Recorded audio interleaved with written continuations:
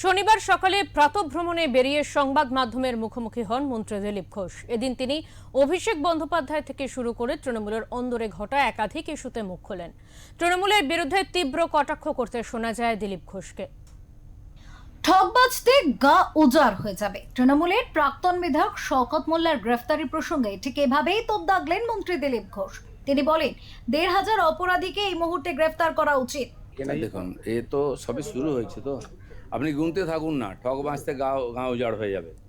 ১,৫০০ লোককে immediate arrest করা উচিত, যারা অত্যন্ত অপরাধী, অত্যাচারী, লুটেরা। মানুষের প্রচণ্ড ক্ষোভ আছে এদের বিরুদ্ধে, আর এই জন্য ওদের অ্যারেস্ট করা দরকার আছে।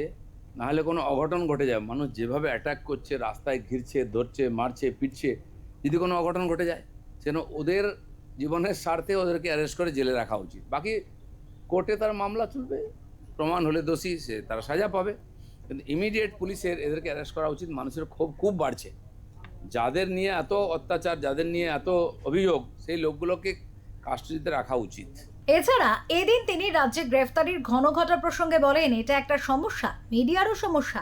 কটা গ্রেফতার দেখাবেন? তার আক্ষেপ, টিভি খুললে শুধু চোরেদের মুখ, এ কারণে টিভিও খুলছেন না বলে জানিয়েছেন দিলীপ। হ্যাঁ, এটা ঠিকই, সমস্যা আছে, আপনাদেরও সমস্যা। কোথায় কোথায় খবর দেখাবেন? খবর টিভি খুললেই দেখি চোরদের মুখ দেখতে হয়। আমি তো ভয় টিভি খুলি না। আপনারা এত সুন্দর নিউজ দেখাচ্ছেন, কিন্তু আমরা দেখতে চাইছি না বা পাচ্ছি না। কারণ এই ধরনের লোকেদের বিরুদ্ধে একদিন কমপ্লেন করে এসেছি, তাদেরকে অনেকে চিনত না, তাদের মুখ দেখতে পাচ্ছে।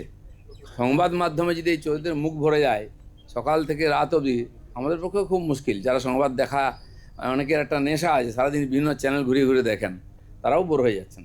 অভিষেক বন্দ্যোপাধ্যায়কে নিয়েও তিনি এদিন বলেন, উত্তরপ্রদেশে অখিলেশ যাদব বাবাকে সরিয়ে নিজে দলের শীর্ষে এসেছিলেন। এখানে ভোটের আগে সবাই ভেবেছিল এখানেও উত্তরপ্রদেশের পুনরাবৃত্তি হবে, তার বদলে এখানে মহারাষ্ট্রের সিন হয়ে গেল। তিনি বলেন, ক্ষোভটা ছোট বাবুর উপরে বেশি, সবাই অস্তিত্ব সংকটে ভুগছেন, একটা ছাতা চাই। তার মতে সবাই অনাথ হয়ে পড়েছেন। দেখুন, যেটা সম্ভাবনা সবাই বলেছিলেন যে টিপু মানে অখিলেশ বাবু যেটা করেছিলেন, সমাজবাদী পার্টি নিয়ে বাপকেই সরিয়ে দিয়ে দখল করে নিলেন, সবাই ভেবেছিল পশ্চিমবাংলায় সেই ধরনের একটা সিন হবে। কিন্তু মহারাষ্ট্রের সিন দেখতে পেলাম, উত্তরপ্রদেশের সিন হলো না। যা দেখলাম, ওদের পার্টিদের কথা শুনে মনে হচ্ছে যে ক্ষোভটা ছোটোবাবুর উপরে বেশি। যাই হোক, সবাই এখন অস্তিত্বের সংকটে ভুগছেন, মাথায় ছাতা চাই।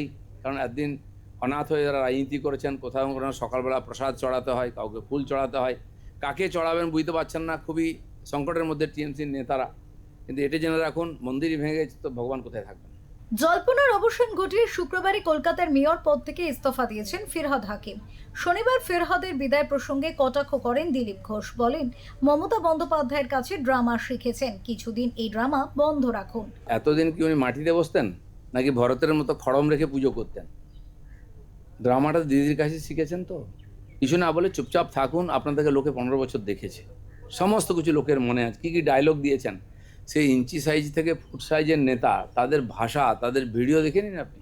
কী অহংকার, মানুষকে, আইনকে ডোন্ট কেয়ার করে একদিন করেছেন। তো যারা ওখানে সকালবেলা হত্যা দিতেন ওই বাড়িতে, আজকে উল্টো মুখে উল্টো কথা বলছেন। আজ ধরে নিন রেজাল্টটা 21-এর মতো না হলেও যদি 1500 সিট পেয়ে টিএমসি সরকারে আসতো, তাহলে কি এই লোকেদের এই কথা শুনতাম আমরা, নাকি এই পদত্যাগের প্রতিযোগিতা হতো? তো আজকে যারা একদিন ভোগ করেছেন, সুবিধা নিচ্ছেন, এই সমস্ত অপরাধের এরাও ভাগী। একা মমতা ব্যানার্জি অপরাধ করেছেন, অভিষেক ব্যানার্জি অপরাধ করেছেন নয়।